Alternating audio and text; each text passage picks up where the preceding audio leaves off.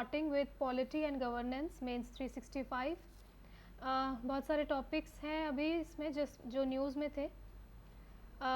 So we have 96 pages, 96 pages हैं हमारे पास जो हमें कवर करने हैं, मगर हम बहुत डिटेल में नहीं करने वाले हैं। हम उतना ही पढ़ेंगे जितना हमें एग्ज़ाम में लिखना है। मेंस 365 पढ़ने का सही तरीका यही है कि आप एक प्लेन पेपर लीजिए अपने साथ, और जो जो पॉइंट्स आपको हर एक टॉपिक में से याद है वो आप एक प्लेन पेपर पे लिखते जाइए। तो सबसे पहला टॉपिक जो न्यूज़ में है अभी फ़िलहाल वो है बेसिक स्ट्रक्चर डॉक्ट्रिन। सबसे पहले आपको ये पता होना चाहिए कि बेसिक स्ट्रक्चर डॉक्ट्रिन कब आया था। So it was in the landmark Kesavananda Bharati judgment. Bharati जो केशवानंद भारती केस था 1973, ये आपको बाय हार्ट होना चाहिए ये केस। केशवानंद भारती केस 1973 में ये बेसिक स्ट्रक्चर डॉक्ट्रिन आया था, जो सुप्रीम कोर्ट ने हमें दिया था।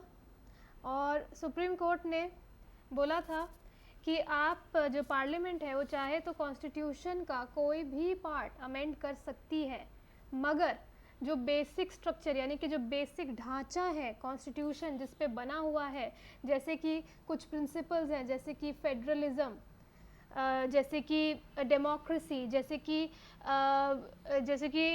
डुअल फॉर्म ऑफ गवर्नमेंट, जो हमारी यूनिटरी गवर्नमेंट नहीं है हमारी, बल्कि फेडरल गवर्नमेंट है, जैसे कि सेंट्रल और स्टेट गवर्नमेंट्स अलग अलग है। तो इस तरीके से सेक्युलरिज्म, ऐसी जो बेसिक नोशंस है, बेसिक स्ट्रक्चर्स है, उनको हिलाए बगैर आप कुछ भी अमेंड कर सकते हैं, ये इस जजमेंट में बोला गया था। और ये एक 13 जज बेंच ने ये जजमेंट दिया था। 13 जज bench, it was the largest bench जो अभी तक बनी है किसी भी केस में। ठीक है, तो आपको ये पता जो होना चाहिए था इसके बारे में। बेसिक जो क्वेश्चन आएगा वो यही आएगा कि बेसिक स्ट्रक्चर जो है, इज़ इट गुड और is it not good? Does the basic structure doctrine challenge the parliamentary supremacy in any way? क्यों? क्योंकि parliamentary supremacy को कहीं ना कहीं जो basic structure आया उस वजह से उसको limit कर दिया गया है। Now the parliament is not free to amend any part of the constitution। और एक और चीज़ भी जो इसके argument against रहता है वो ये था कि जो basic structure है that is a judicial innovation that came through a judicial innovation or a judicial activism। तो ये ओरिजिनली कॉन्स्टिट्यूशन में कहीं पे भी ऐसा कुछ नहीं लिखा गया था। तो इस वजह से कुछ लोग हैं जो इसको चैलेंज करते हैं। तो क्या क्या चैलेंजेस हैं, देखो क्या क्या प्रॉब्लम्स है इसमें।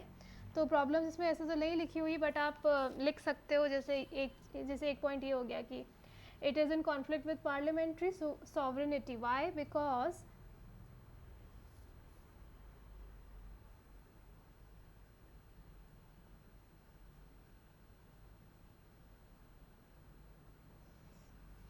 बिकॉज जैसे कि मैंने आपको बताया कि उसका जो लॉ मेकिंग पावर है वो कहीं ना कहीं वो लिमिट करता है। और doctrine makes it difficult to amend constitution even when such amendments are necessary to address changing societal needs. एक और प्रॉब्लम इसमें ये है कि कहीं ना कहीं उसने उसको लिमिट कर दिया है।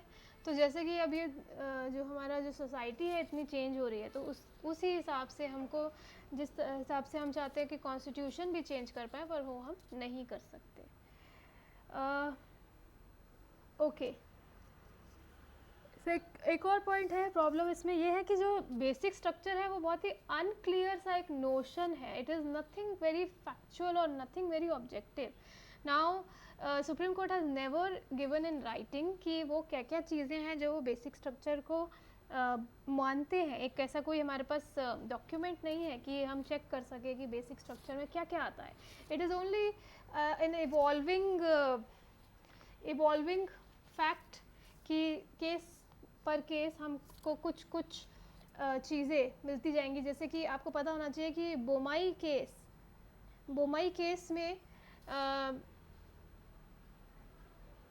ये देखिए इसमें लिखा है SR Bommai versus union of India case 1994 में सुप्रीम कोर्ट ने ये बोला कि federalism is part of basic structure, ठीक है। इंदिरा साहनी केस में उन्होंने बोला rule of law was is part of basic structure. तो इसका मतलब ये है कि हर केस दर केस इसका स्कोप बढ़ता जा रहा है।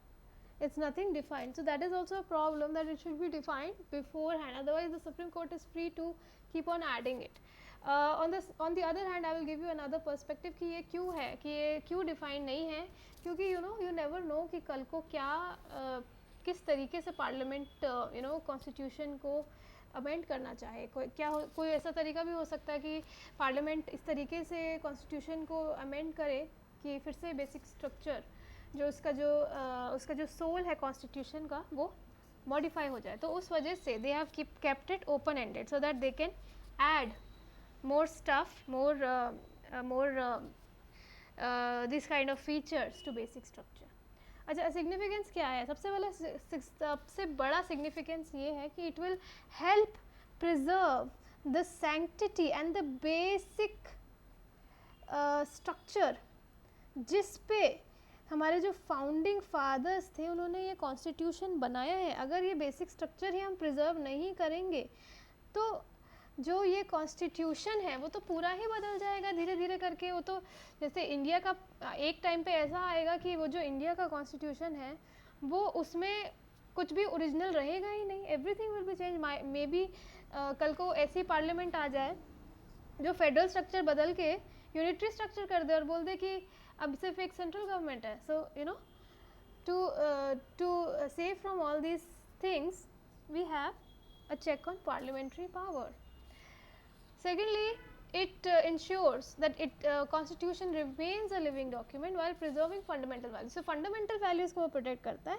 उसी के साथ साथ उन्होंने ये क्लियर किया है कि आप चाहो तो कोई भी पार्ट ऑफ कॉन्स्टिट्यूशन अमेंड कर सकते हो, including the fundamental rights. The parliament is free to amend the fundamental rights, but basic structure को हिलाए बगैर आप फंडामेंटल राइट्स भी वो ही अमेंड कर सकते हैं और उसी लिमिट तक अमेंड कर सकते हैं जब तक बेसिक स्ट्रक्चर को कोई नुकसान नहीं पहुंचे। Third point is establish foundation principles of Indian constitution like rule of law, separation of powers. ये हमारे बेसिक फीचर्स, फाउंडिंग प्रिंसिपल्स हमें ये डिफाइन करके देता है कि क्या क्या है जो कभी भी चेंज नहीं होना चाहिए, वरना इंडियन कॉन्स्टिट्यूशन नहीं रहेगा। Okay, it ensures that federalism and the federal structure is not undermined, instrumental in shaping Indian judiciary's approach to constitutional interpretation. अभी for the future judgments as well, ये judgment से बहुत कुछ it acts as a standard to judge in the future for the judges, क्योंकि they will always refer to this judgment और वो कभी judgment देने से पहले ये सोचेगी कि ऐसा तो नहीं है कि बेसिक स्ट्रक्चर कहीं ना कहीं हिल रहा हो। Okay, so what can be done है, सबसे पहले तो क्लियर डेफिनेशन दे दो बेसिक स्ट्रक्चर की। Secondly what can be done is that the doctrine should be applied consistently. ऐसा नहीं कि कोई जजमेंट में आप अप्लाई कर रहे हो और कोई जजमेंट में आप इग्नोर कर रहे हो। देन जुडिशियल एक्टिविज्म कंट्रोल होना चाहिए, लिमिट होना चाहिए। जो सुप्रीम कोर्ट है उनको कहीं ना कहीं एक बैलेंस मेंटेन करके चलना है पार्लियामेंट के साथ। They do not have to intervene और encroach into the powers of the parliament. There is a need for public awareness and participation and understanding the importance of basic structure doctrine. जैसे कि लोगों में इतनी awareness नहीं है, civic awareness बहुत कम है, दे do not understand what is basic structure. आपको तो पता है क्योंकि आप तैयारी कर रहे हैं, मगर जो कॉमन मैन है उसको नहीं पता है, right? So that awareness and that public participation must increase. So these are few suggestions जो आप याद कर सकते हो और बाकी तो आप समझ ही रहे हो सारा, तो आप खुद से भी लिख सकते हो। बट these few points, जैसे कि एक आध केस हो गया, Bommai case, you must remember कि उससे हमको फेडरलिज्म मिला है, just to quote in the exam. So more than reading, it is important कि आप याद करें 2-3 फैक्ट हर टॉपिक में से।